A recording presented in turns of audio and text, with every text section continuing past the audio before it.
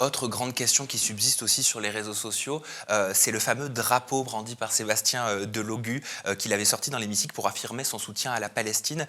En réponse à son geste, c'est vrai qu'il a eu la plus haute sanction, 30 jours d'exclusion de séance.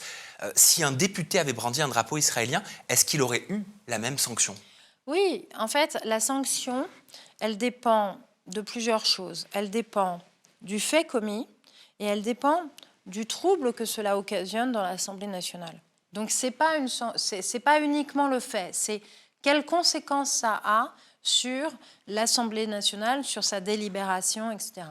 Lorsqu'il y a cette affaire avec Sébastien Delogu, donc déjà, il commet quelque chose qui est interdit par le règlement de l'Assemblée nationale, et c'est écrit noir sur blanc, lors des questions au gouvernement, nous n'avons pas le droit d'appuyer notre propos avec un t-shirt, avec des documents, avec un objet quelconque, etc.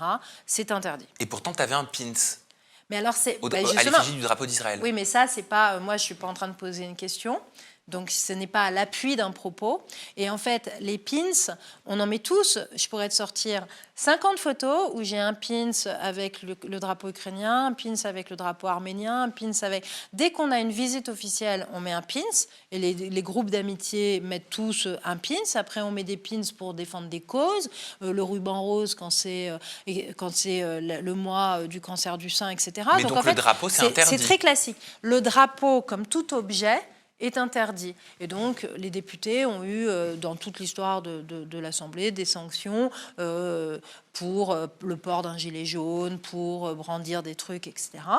Après, c'est le trouble que cela cause. Et quand il fait ça, en fait, donc nous, on lui demande de retirer le drapeau. Mais après, en fait, moi, j'ai une séance de questions au gouvernement qui s'interrompt. Parce que les députés, il y a un brouhaha monstrueux dans l'Assemblée, un chahut pas possible, etc.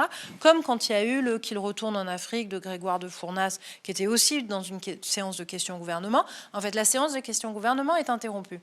Et ça, c'est problématique, que par son action, un député interrompe une séance de questions au gouvernement ou une séance de l'Assemblée nationale. Parce que, en fait, la séance de questions au gouvernement, c'est vraiment l'action de contrôle de l'Assemblée sur le gouvernement. C'est notre mission constitutionnelle. Et à cause de ces incidents, eh bien, la séance ne peut plus se tenir. Les députés ne peuvent plus poser de questions au gouvernement. Donc, c'est grave. Après, ce qui est important de rappeler à tes auditeurs, c'est que ce sont les sanctions les plus graves, ça n'est pas moi qui les prends. C'est pas Yael Braun-Pivet, présidente de l'Assemblée nationale, qui peut exclure un député. Oui, c'est l'accord de plusieurs députés. Ah, mais c'est pas l'accord de plusieurs députés. En l'occurrence, là, c'était les députés macronistes et RN. Non, c'est l'accord de toute l'Assemblée nationale. Il faut un vote. En fait, les deux sont